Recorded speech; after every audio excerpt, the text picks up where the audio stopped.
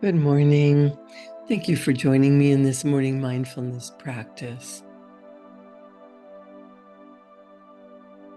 I'm wondering if you realize what you're practicing. What kind of mental picture do you have of yourself? And can it be changed? I realized not that long ago that person who focuses on being unhappy and miserable and failing and complaining about life cannot develop a happy, wonderful, joyful life, can't even develop a new self image through pure willpower or by arbitrarily deciding to.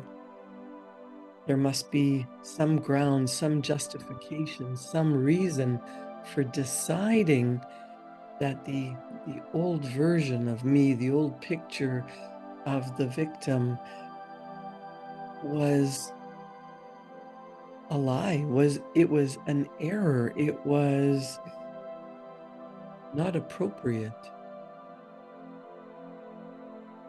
When you sit back and focus on all the terrible things that have happened in life, you can get pretty depressed pretty fast. I want you to focus on turning that around. Maybe it's that you had a mistaken identity. Maybe you were bullied or somebody called you a name and that had such an emotional impact that it stuck with you. Well, everything that we have been taught and told and focused on, there's some chemical residue left in our body. And just deciding that you're going to be a different person, that you're going to change, that you're going to not take things personally, that you're going to actually create the life that you truly want, you can't just decide. You actually can't even just imagine a new self-image unless you feel that it's based on truth, that there's something that's right about it. Dr. Maxwell Maltz says, experience has shown that when a person does change his self-image, he has the feeling that for one reason or another, he sees or realizes the truth about himself. What if you decided that you remembered that you are a spiritual being, that you are a vital part of this universe, that you're made of particles of energy, the same as stardust? I know that might sound a little bit woo-woo or fairy tale, but what if you could accept the truth about yourself? Religious people will say you are created in God's image. But I notice that religious dogma really has Christ created in our image. He looks like a white man. Well, there's different religions that believe in a different version of God or Allah. But if you believe that the divine energy is within you, how can you criticize yourself? If you realize that divine, infinite energy, the energy that created worlds, created you and is in you and swirling all around you and emanating from you, that might start to change the concept that you have of yourself. If divine, infinite energy is flowing to and through you, why not tap into that to create more of what you want in your own life? Accepting the truth about yourself might take some focused repetition, because I don't know about you, but I spent years beating myself up and telling myself I'm not worthy, I'm not as good, comparing myself to other people and not feeling great, and then easy to go down the rabbit hole of being a victim and reminding myself of all the terrible things. Well, that takes work to forgive people that hurt you. You don't have to forget, but when you forgive, you release the negative energy. When you forgive, you set yourself free. You don't forgive to let somebody else off the hook. You forgive so that you can move on to a better life, to focusing on what you do want, to practicing, reminding yourself that you are perfect. You have perfect DNA in you, and you were just programmed to think that you're not. You know, science has confirmed what philosophers, mystics, and intuitive people have been preaching for a long time, and that is every human being has been literally engineered for success by his creator. Every human being has access to a power greater than himself, and this means you. Emerson said there are no great and no small. Maxwell Maltz says if you were engineered for success and happiness, then the old picture of yourself as unworthy of happiness, a person who was meant to fail, must be in error, must be a lie.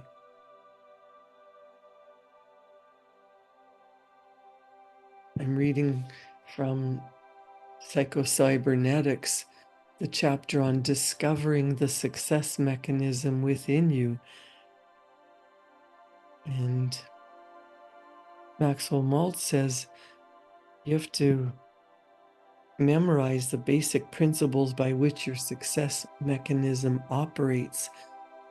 You don't need to be an electronic engineer or a physicist to operate your own servo mechanism any more than you have to be able to engineer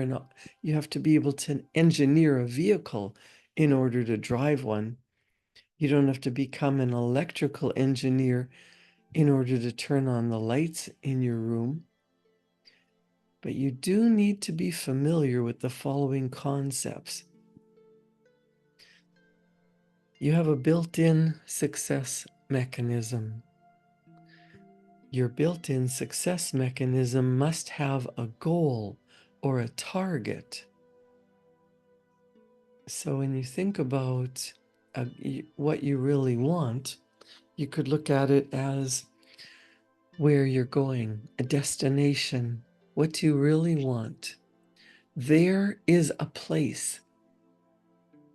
Just like where you are now, you might have dreamed about years ago.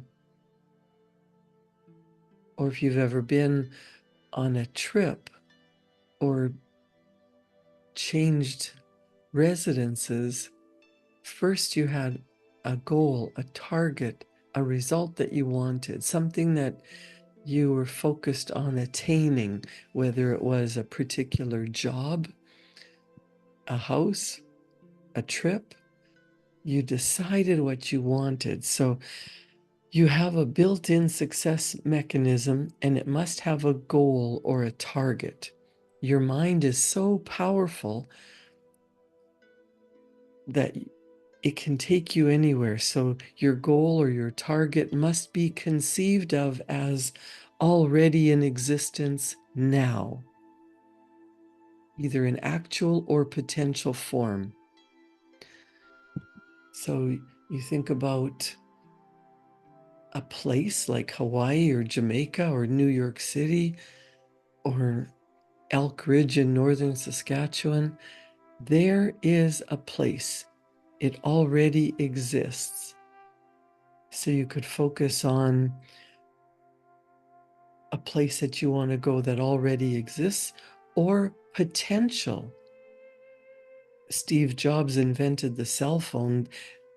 There was nothing like that in the world in existence other than the rotary dial telephone.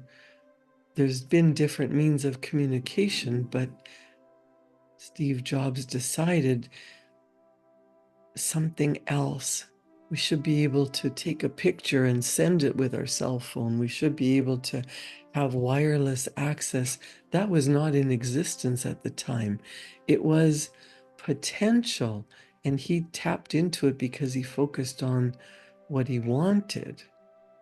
So your built-in success mechanism operates in two ways, either steering you to a goal that is already in existence or discovering something already in existence.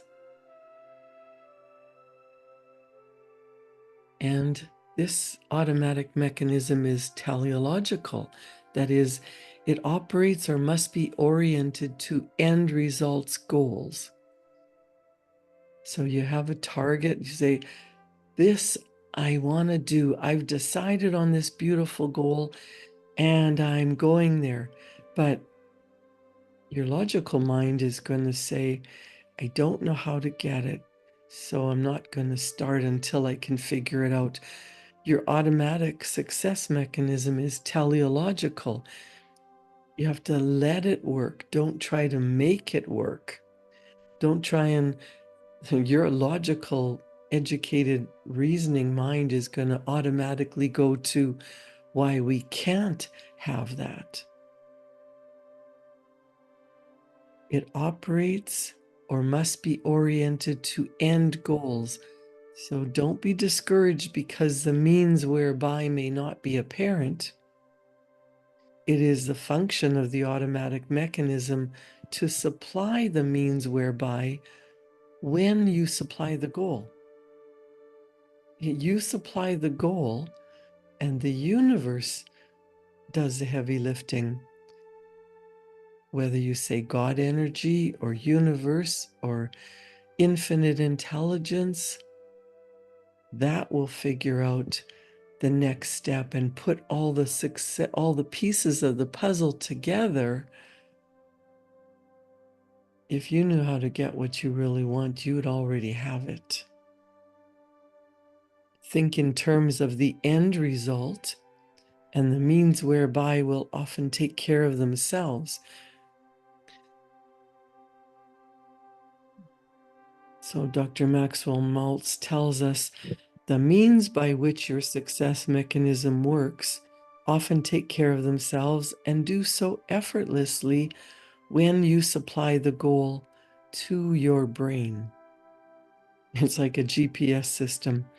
The precise action steps will come to you without stress, tension, or worry about how you're going to accomplish the results you seek. Many people make the mistake of interfering with their success mechanism by demanding a how before a goal is clearly established. So we've been trained, you set a goal and then you figure out how and then you go get it.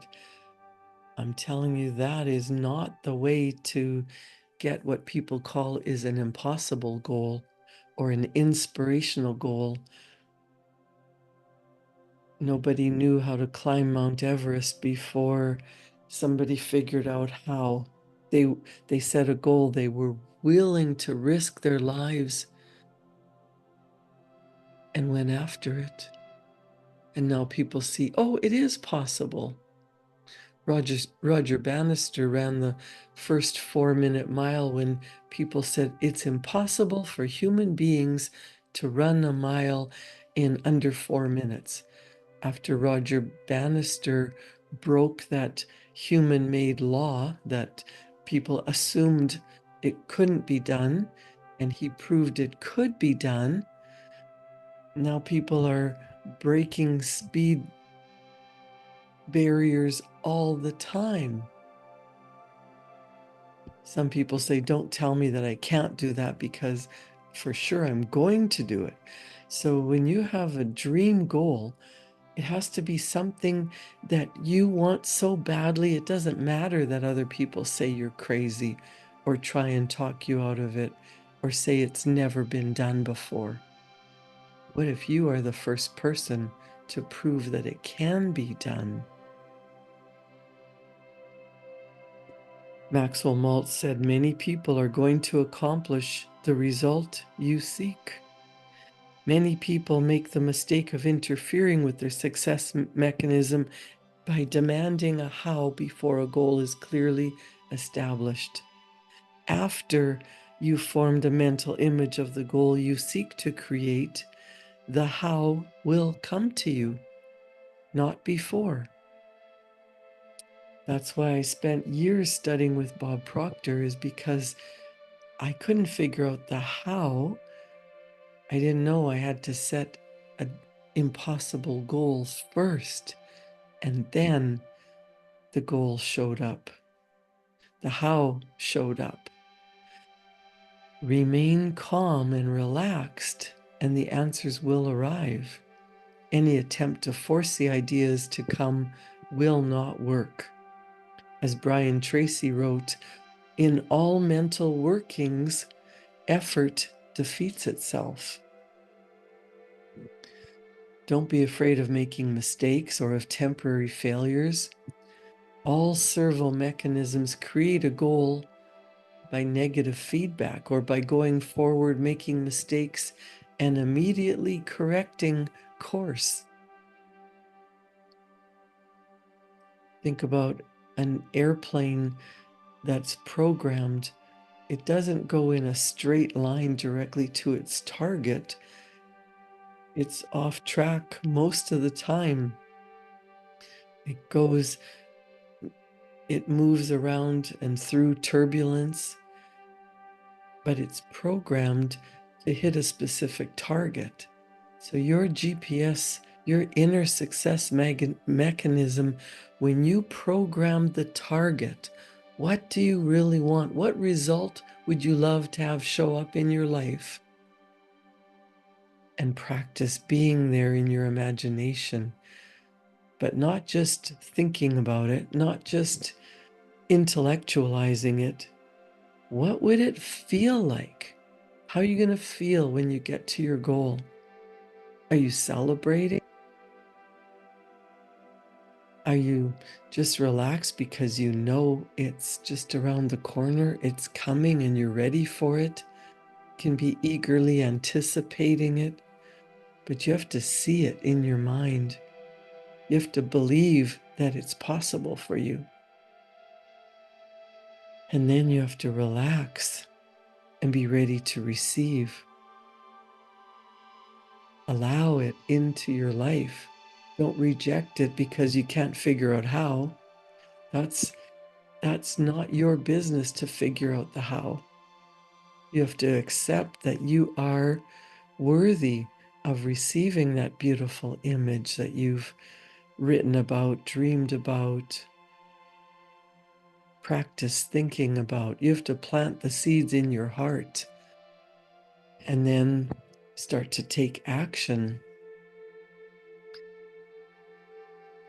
Maxwell Maltz tells us the fourth step in skill learning of any kind is accomplished by trial and error, mentally correcting aim after an error until a successful motion, movement, or performance has been achieved. After that, further learning and continued success is accomplished by forgetting the past errors and remembering the successful response so that it can be imitated. I tell you, it's not going to do you any good to focus on all the times you failed, all the things you did wrong, beating yourself up. That doesn't help anybody. That's certainly not how successful people think about themselves or their goals.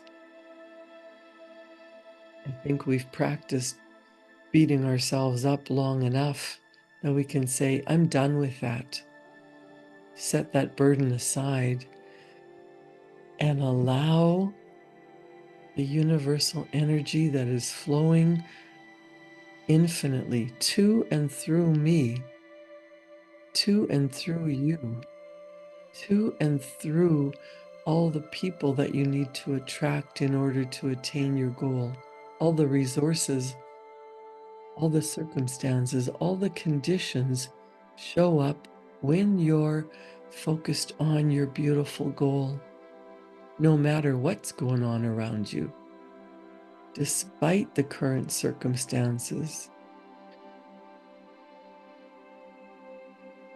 Think of Edmund Hillary climbing Mount Everest. He wasn't glided to the top of the mountain. He failed 3 times. His family begged him not to go because people died partway up the mountain. There are still bodies encased in ice on Mount Everest.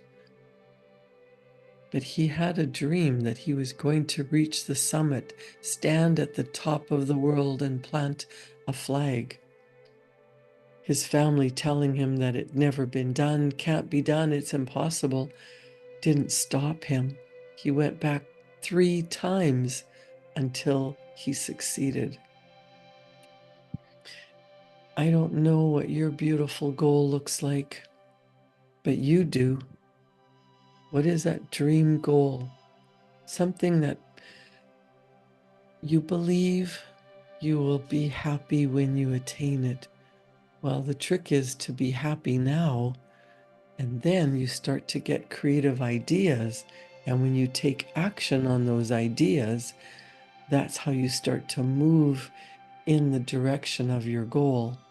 That's why I study every single day. I study myself. I study thinking into results. I study all the things that Bob Proctor suggested. And I stay in the practice despite the evidence to the contrary. It really takes practice.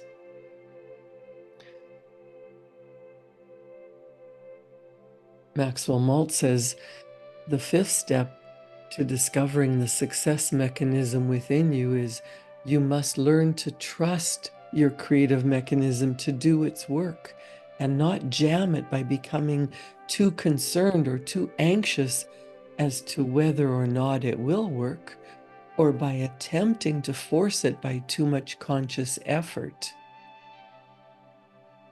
You can't force it, you can't push it, you can't grind it out. You must let it work rather than make it work.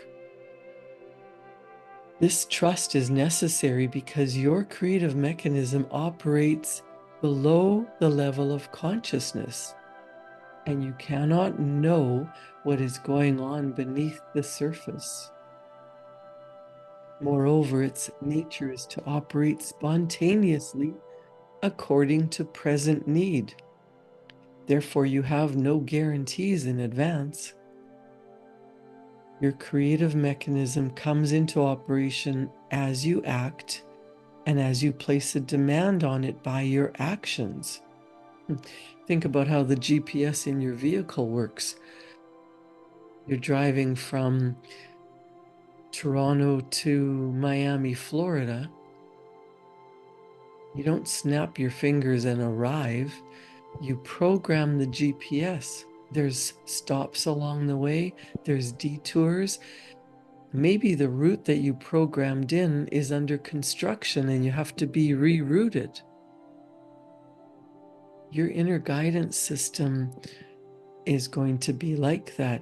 You program a beautiful dream goal that you really want, and you start to move forward. You get into the vibrational energy of being where you want to be, thinking from the wish already fulfilled, from the goal attained. What's it like to be in Miami, Florida, even though you're in Toronto, Canada? You feel it, you see it, you know what it looks like in your imagination. You start to move in the direction And then there's construction.